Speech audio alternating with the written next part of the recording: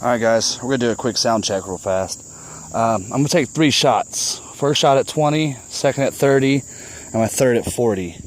Just kind of show you what the sound of the arrow is coming in at those different yard lines. That way, if you're shooting at an animal, you kind of see what their point of view is when they're listening to this. So just hang on, let me get the camera set up and get it back up there in position, and we'll get these shots done.